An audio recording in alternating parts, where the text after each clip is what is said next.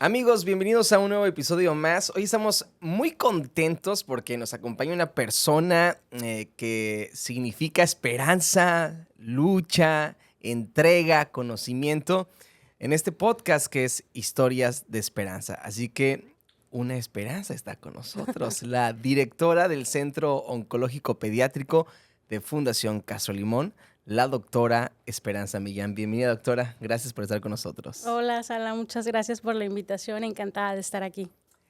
Empecemos desde los inicios en tu historia de vida.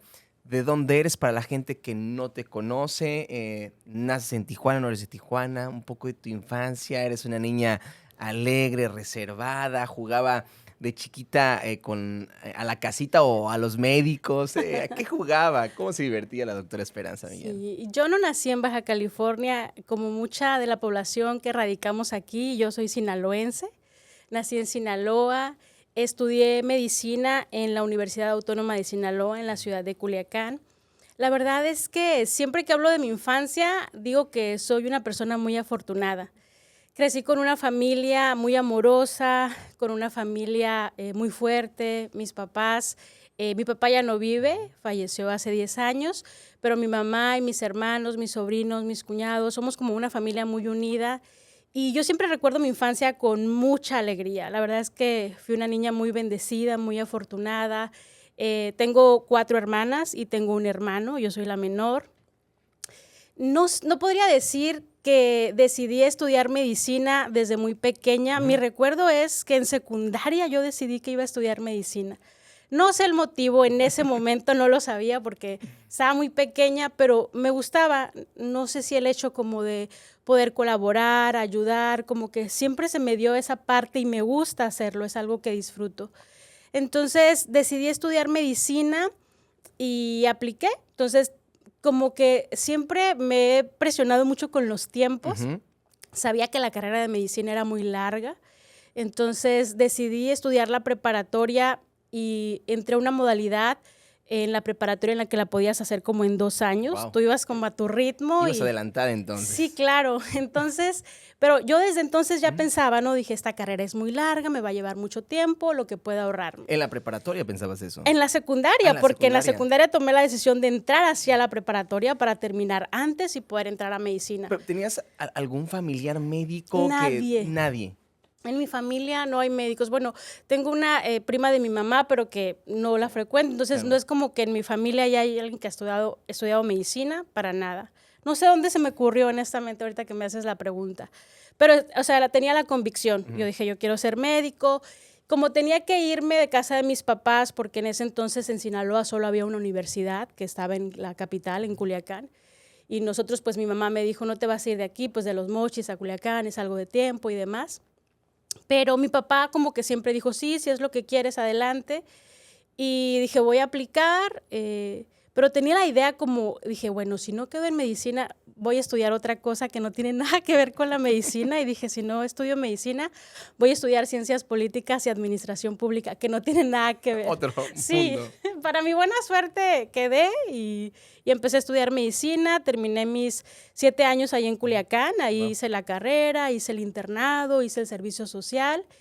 Y después trabajé 2 años como médico general y ahí fue donde me di cuenta que me gustaba pediatría. Antes de entrar a pediatría y un poco de la formación, ¿no? Después de la carrera de medicina, durante la carrera, si era algo que ibas descubriendo que te despertaba ese interés, que decías, sí, fue una buena decisión, sí quiero dedicarme el resto de mi vida a esto.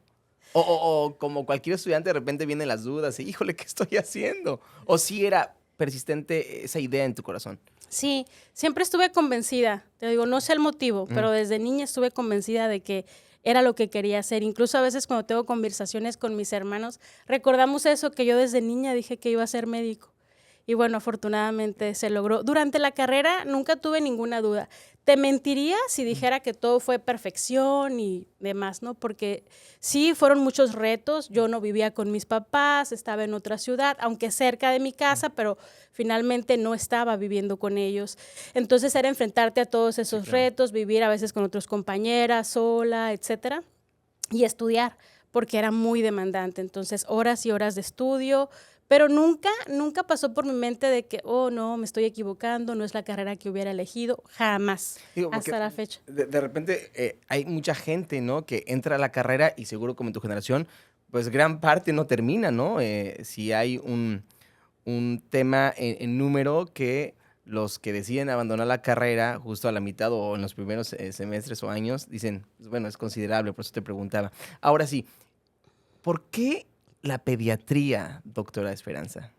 Sí, te comentaba que yo decidí estudiar pediatría hasta que empecé a ejercer como médico y empecé a ver niños en la consulta, entonces me gustaba atenderlos, me daba cuenta, los niños son muy Ujú. sinceros, no como Sí. los adultos, entonces generalmente hacía como clic y me empecé a dar cuenta de eso y dije, bueno, voy a aplicar el examen para convertirme en pediatra. En ese momento no tenía la idea o la intención de convertirme en oncóloga pediatra. Hasta que entré a pediatría, mi primer mes, me tocó, recuerdo perfecto, presentar una sesión clínica para el hospital y me dieron a elegir como el caso clínico o la patología, la enfermedad que yo quisiera. Entonces yo recuerdo perfecto que elegí a un paciente que tenía una enfermedad que se llama sarcoma de Ewing, que es un tumor, es cáncer. Entonces yo empecé a hacer como clic con eso, me di cuenta que me gustaba mucho la patología, empecé a leer, a adentrarme. Conocí al oncólogo pediatra del hospital, a quien admiro y que fue una persona que actualmente siempre la recuerdo porque como que impulsó, yo lo admiro muchísimo y fue para mí un referente para yo decidir estudiar oncología pediátrica. Entonces siempre lo recuerdo con mucho cariño al doctor. Y dije, no, es lo que quiero. O sea, no sé, como que me convencí en ese momento. Terminé pediatría, hice mi primer año en Hermosillo y los 2 últimos años de la carrera en pediatría los hice aquí en Tijuana. Así es como llegué a Tijuana. Entonces, terminé aquí y apliqué para hacer la especialidad de oncología pediátrica en la Ciudad de México, en el Hospital Infantil de México Federico Gómez.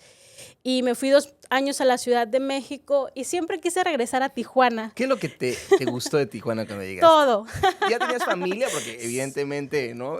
Sabemos que Tijuana es una extensión de Sinaloa, ¿no? Sí, claro, habemos muchos sinaloenses aquí. No tengo a nadie de mi familia aquí, pero los 2 años que viví aquí fui muy feliz, amé la ciudad, me encanta la comida, me encanta su gente, mi círculo de amigos lo adoro, entonces me sentía como cobijada en esta ciudad. Cuando estaba en México, inicialmente no consideré regresarme aquí porque yo sentía que aquí en la ciudad ya había varios oncólogos pediatras. Claro. Entonces dije, a lo mejor no hay espacio para mí, no voy a tener trabajo, etcétera. Por circunstancias de la vida, decidí regresar y el primer lugar donde me dieron trabajo como oncóloga pediatra fue en el Centro Oncológico Pediátrico de Baja California, en la Fundación Castro Limón. No sé, creo que era mi destino. Estando aquí en Tijuana, ¿ya habías escuchado de la Fundación Castro Limón? Sí, cuando era estudiante de pediatría, escuché sobre la fundación, sabía que tenían un hospital. Nunca acudí, o sea, nunca me tocó conocerlo hasta que ya regresé como oncóloga pediatra, pero sabía, ¿no? De los eventos que se realizaban, de las carreras, de cómo se apoyaban, de que tenían su programa para apadrinar niños, etcétera. Pero no estaba empapada, ni acudía, ni absolutamente nada, ¿no? Sé que la historia, una vez que entras a la Fundación Castro Limón, tus primeros pacientes, platicaremos de ellos, seguro marcaron tu vida, pero durante la especialización en pediatría, ¿tienes alguna historia, el primer acercamiento con un niño con cáncer, con una niña con cáncer, cómo fue? Sí, te comentaba ahorita que mi primer acercamiento fue en mi formación, en mi primer mes como pediatra, cuando elegí a ese paciente para presentar la sesión clínica y para estudiar de qué se trataba, ¿no? Porque nosotros no rotábamos propiamente por el área de oncología, porque ya eso se hace en el último año de la formación, porque es una especialidad, ¿no? Una subespecialidad. Pero si me preguntas si hay pacientes que marcaron, creo que todos los pacientes dejan algo de ellos en mí. No sé si yo dejé algo de mi persona en ellos o en sus familias, pero es algo que procuro hacer siempre en mi trabajo, con la mejor dedicación, esfuerzo, empatía. Me gusta mucho lo que hago. Entonces, no voy a decir que hay un paciente que me marcó de tal o cual manera. Todos los pacientes dejan aprendizaje en mi persona. Todos los pacientes dejan algo de ellos en mí y todos se quedan con un poquito de mi persona también. ¿Cómo es trabajar con niños con cáncer? Es difícil, es un trabajo desgastante emocionalmente, pero a mí me apasiona, me encanta lo que hago. Si ahora me preguntas, no pude haber elegido otra profesión a la cual dedicarme. Verdaderamente yo me siento enamorada de mi profesión. Siempre que conozco a alguien y me pregunta, ¿eres oncóloga pediatra? Ay, o sea, como si fuera algo triste. Es una especialidad que tiene muchos retos y como te dije, te puede desgastar mucho emocionalmente, pero hay muchas satisfacciones. Para mí es un honor poder acompañar a los papás, a las familias y a mis pacientes en este proceso, acompañarlos al final del tratamiento, lograr que se curen, cuando los pacientes finalmente terminan el tratamiento y pasan a vigilancia y posteriormente se convierten en pacientes sobrevivientes de cáncer. Imagínate, es como una segunda oportunidad para ellos. Es increíble. La doctora Esperanza Millán, yo creo que es de las personalidades que en las redes sociales de Fundación Castro Limón aparece más, ¿no? Y justamente veía, y la gente, si hoy sigue nuestras redes, que lo invitamos a que siga en Instagram y las demás redes sociales, pero particularmente Instagram, hace unos días se subía una historia y un reel donde acompañabas a una niña y una familia, a su mamá, si no mal recuerdo, pues tocando una campana, ¿no? Libró el cáncer. Y como lo dices, debe ser algo que no se puede pagar, ¿no? No hay manera de pagarlo, es una satisfacción muy personal, ¿no? Que lo vives desde tu perspectiva. Y en ese sentido está el otro lado también, la historia, ¿no? Cuando le dicen a los papás el diagnóstico. ¿Cuáles son los primeros pasos tras recibir un diagnóstico de un niño con cáncer?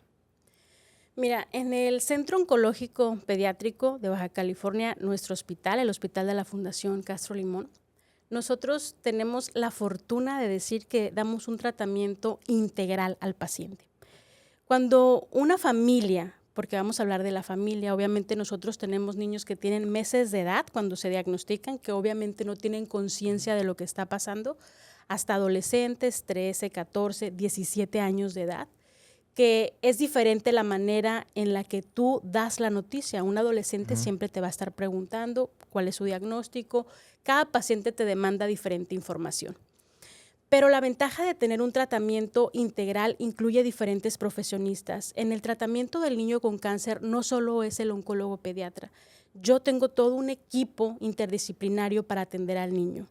Tengo, afortunadamente, otros oncólogos pediatras, médicos pediatras, químicos, psicólogos, trabajadores sociales, nutriólogos. Todo el equipo se encarga de arropar y de acompañar a esta familia en este proceso, porque hay cosas como médico que yo no puedo resolver. Hay dudas que el paciente o los papás del paciente únicamente las van a ver con trabajo social, con psicología, y cada persona aborda esa parte del paciente para llevarlo a un tratamiento verdaderamente integral. Lamentablemente en muchos hospitales del país no se puede ofrecer eso. Se necesitan muchos recursos humanos y económicos para hacer frente al tratamiento del niño con cáncer. De pronto podemos decir, no hay dinero que alcance para tratar al paciente. ¿Por qué? Porque se necesita mucho recurso para poder solventar todos estos gastos. Entonces, en este proceso tratamos de que cada parte del equipo haga el trabajo que le corresponde. Hacemos tratamiento integral, vemos a la familia de manera completa, papá, mamá, hermanos, llevamos a los hermanos a que conozcan el hospital. Yo siempre les digo, cuando un niño enferma de cáncer, no es que toda la familia enferme de cáncer, pero la vida cambia para todos. ¿Por qué? Porque los papás ya no llevan al niño, no te vamos a poder llevar a la escuela porque hay que llevar a tu hermano al hospital, etcétera. Entonces nosotros procuramos que los hermanos sepan dónde está el paciente. Este es el camino que recorre, aquí viene todos los lunes, aquí recibe tratamiento, aquí se queda hospitalizado. Tenemos áreas, ludotecas, donde ellos pueden tener esparcimiento durante el tratamiento, acompañamiento por psicólogos, tanatólogos, espiritualidad. O sea, procuramos que a lo largo de estos años el equipo se ha fortalecido para brindar ese tratamiento y acompañar desde el día 1 que el paciente recibe el tratamiento hasta lo que suceda durante este proceso. Totalmente. Hablar de cáncer, sin duda alguna, para el área médica y la ciencia es algo que siempre va a estudiar, ¿no? Que siempre va en avance, que siempre vas encontrando alternativas, tanto en tecnología como en ciencia. ¿Cuáles son los avances más recientes en el tema del cáncer infantil? Sí, te voy a hablar un poquito de la historia. En los años 50 el cáncer infantil no se curaba. Es lamentable, las primeras unidades de oncología pediátrica fueron en ciudades como Boston, París, donde se empezaron a realizar estas unidades y a tratar a niños con cáncer. Estoy hablando ya más de 70 años, ¿no?, que pasamos por este proceso. Hoy en día el cáncer infantil se cura, me gusta mucho ser enfática en eso porque a veces como sociedad no tenemos todo el conocimiento o las herramientas para poder decir, y escuchamos un diagnóstico de cáncer y pensamos que los pacientes no van a sobrevivir. Sí, claro. El cáncer en pediatría, el cáncer infantil se cura. Claro, hay que detectarlo oportunamente. ¿Okay? Hay que detectarlo oportunamente para brindar un tratamiento a los pacientes y para poder ayudarles. Hay muchísimos avances. Las terapias son completamente aprobadas por nuestro país, son terapias que utilizamos y que se han aprobado por países del primer mundo. Son protocolos perfectamente establecidos y que han demostrado que curan a los pacientes. Hoy en día hay muchas formas de ayudar a los niños con cáncer, terapias blanco, terapias dirigidas específicamente, cuestiones genéticas que se estudian, trasplante de médula ósea. Hay mucha oportunidad para tratar a los pacientes. Mencionas, y yo creo que es el sentir de muchos, ¿no? Al momento de escuchar esta palabra, la relacionamos con el fin de la vida, en un cierto tiempo determinado, cáncer, ¿no? Y seguro estoy que cuando llegan y los padres de familia con su diagnóstico y hablan contigo, pues la esperanza es mínima, ¿no? Pero llegan a Fundación Castro Limón y en el apoyo emocional, tanto el área médica como el área de los psicólogos, es fundamental para mantener viva esta esperanza, ¿correcto? Es correcto. Ahorita decías algo, los pacientes llegan con una esperanza mínima tal vez. Hay pacientes que lamentablemente también llegan en condiciones avanzadas de la enfermedad y que a lo mejor el pronóstico no es muy alentador. Obviamente en este proceso también hay niños que no se van a curar de cáncer. Esa es la realidad. Y no porque el cáncer no se cure, como te dije ahorita, sino porque a veces la enfermedad tiene una forma de comportarse, una biología en el tumor, en la que simple y sencillamente, aunque tú des el tratamiento correcto en tiempo y forma, la enfermedad no se cura. Y para esos niños, nuestro hospital también ofrece un servicio. Nuestro compromiso con el paciente que llega con nosotros desde el día 1 es acompañarlo en este proceso. Si se cura, pasa vigilancia y posteriormente se convierte en un niño sobreviviente con cáncer, perfecto. Pero si el paciente no se cura, si su pronóstico no es alentador y desgraciadamente va a trascender ese paciente, nosotros nos encargamos de acompañarlos en un programa que se llama Cuidados Paliativos Pediátricos. Tenemos toda una clínica de cuidados paliativos y calidad de vida para acompañar a estos niños que no tengan dolor, que no sufran en ningún momento durante este proceso y acompañarlos hasta el momento en el que ellos tengan que trascender. ¿Cómo se mide el progreso en el tratamiento de los pacientes pediátricos? Depende de la enfermedad.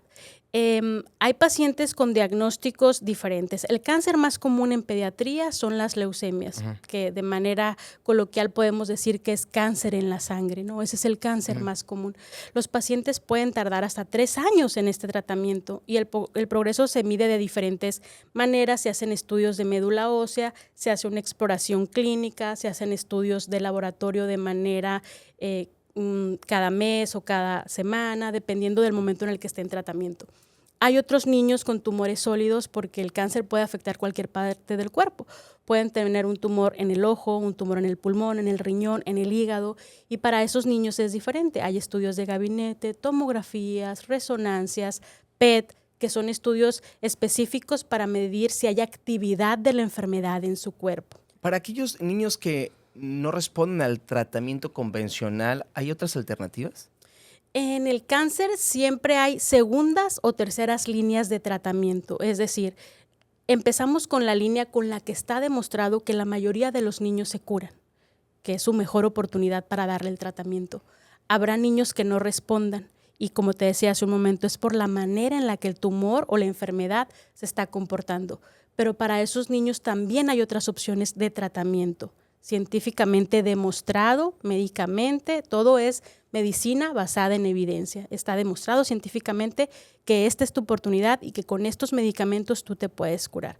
Y hay esas opciones de tratamiento. Obviamente se pasa por una línea de tratamiento, no funcionó, depende de la enfermedad y de lo avanzado o no que esté, se puede ofrecer una segunda línea de tratamiento. Hay pacientes que no responden en su primera línea, pero que responden en una segunda línea de tratamiento. Son pacientes que acompañamos con todo lo que requieran, las implicaciones que puedan tener en cuanto a complicaciones, hospitalizaciones, requerimientos de cirugías, transfusiones, radioterapia, lo que el paciente necesite, nosotros se los vamos a brindar. Es el compromiso que adquirimos con ellos desde que llegan con nosotros. Imagino que al ver esos pacientitos, ¿no? Estos seres tan indefensos, que muchas veces el por qué ya no la respuesta, sino en el para qué, ¿no? De lo que están viviendo.